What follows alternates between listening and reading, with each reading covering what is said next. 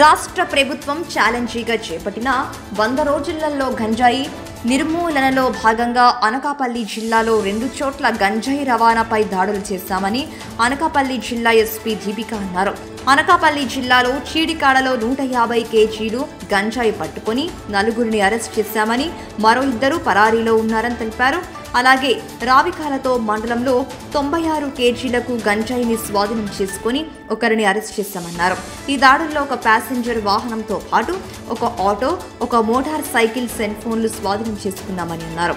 అనకాపల్లి జిల్లాలో గంజాయి రవాణా మార్గాలలో గట్టి భద్రత ఏర్పాటు చేశామని అన్నారు. గంజాయి కేసులకు సంబంధించి కోర్టులో సాక్షులుగా ఉన్న రెవెన్యూ వీఆర్ఓలు, పోలీస్ ఇన్వెస్టిగేషన్ ఆఫీసర్లు గాని సరైన సాక్ష్యం చెప్పకపోతే వారిపై కూడా చర్యలు తీసుకుంటామని జిల్లా ఎస్పీ అన్నారు.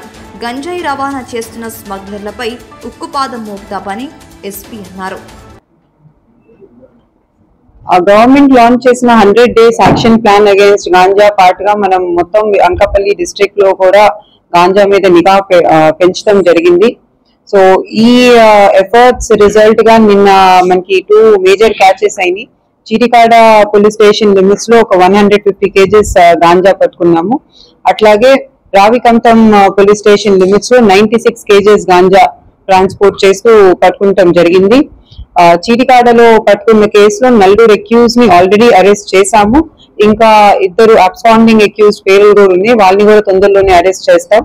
అట్లాగే రావికంఠం కేసులో కూడా అక్యూజ్ ని అరెస్ట్ చేస్తాం జరిగింది. దాంట్లో కూడా లింకేజెస్ మనం ఎస్టాబ్లిష్ చేశాము. ఈ చీటికాడ కేసులో అక్యూజ్ అందరు కూడా ఏఎస్ఆర్ డిస్ట్రిక్ట్ కి సంబంధించిన వాళ్ళు, 3 పాడేరు మండలం నుంచి ఉన్నారు, ఇంకా ఒకళ్ళేమో హుకుంపేట మండలం వాళ్ళు. ఇక్కడ రావికంఠంలో కట్టిన కేసులో కృష్ణా డిస్ట్రిక్ట్ కి సంబంధించిన అక్యూజ్ ని అరెస్ట్ చేస్తాం జరిగింది. మన డిస్ట్రిక్ట్ లో మనం గాంజా ట్రాన్స్పోర్టేషన్ మేజర్ రూట్స్ అన్నిటిని గుర్తించి ఈ రూట్స్ అన్నిటిలో నిఘా పెంచి, అట్లాగే అన్ని రకాల టెక్నాలజీ వారి, అంటే మన హ్యూమన్ ఇంటెలిజెన్స్ అవ్వచ్చు, లేకపోతే మనం ఇప్పుడు సంబంధించిన గంజాయి మనకి డిస్ట్రిక్ట్ లో ఆల్రెడీ సీజ్ చేసిన గంజాయి కూడా ఉంది. అన్ని ఇమీడియట్ గా డిస్ట్రాక్షన్ కోసం మనం మోడల్స్ కోసం పెట్టాం.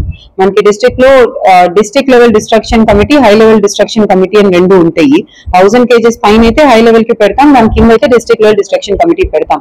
సో దాంట్లో డిస్ట్రక్షన్ చేస్తున్నాం. ఇప్పుడు గోడౌన్ అనేది మీరు ఏదైతే చెప్తున్నారో అది ఓన్లీ గాంజాయి కాదు, అది ఏదైనా క్రైమ్ లో వచ్చిన ప్రాపర్టీ కోసం, స్టోరేజ్ కోసం అని ఉంది.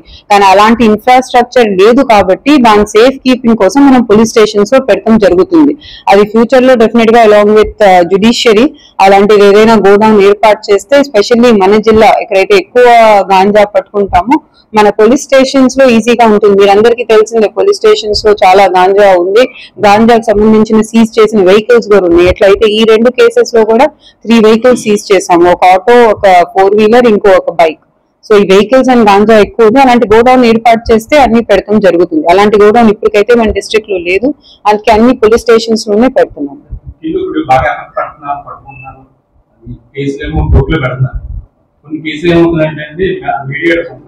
మనకి శిక్ష కూడా మనం శిక్ష పడటానికి దాంట్లో తీసుకుంటున్నాం చర్యలు. ఇన్ఫాక్ట్ పడుతుంది కూడా, కానీ మీరు చెప్పింది కూడా వాస్తవమే. 100% కేసెస్ లో అయితే శిక్ష పడట్లేదు. దాంట్లో మీడియేటర్స్ చెప్పలేదంటే వాళ్ళు ఒఫీషియల్ మీడియేటర్స్ అయితే విఆర్ఓలు అయినా, లేకపోతే మన పోలీస్ డిపార్ట్మెంట్ 5 కేసుల్లో కన్విక్షన్ వచ్చింది గాంజా కేసెస్. ఇన్ఫాక్ట్ నేను జాయిన్ అయినాక కూడా ఒక కేసు లాస్ట్ 3 వారాల్లో కూడా 2 కేసెస్ లో వచ్చినాయి. 100% అయితే అవ్వట్లేదు, కానీ కొంచెం కన్విక్షన్ రేట్ పెరిగిందండి.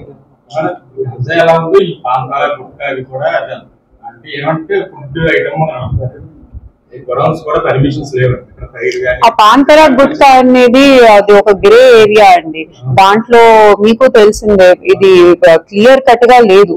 అది మనం కేసు పెడుతుంటే హైకోర్టు నుంచి కూడా అది తప్పు అని చెప్పడం జరుగుతుంది.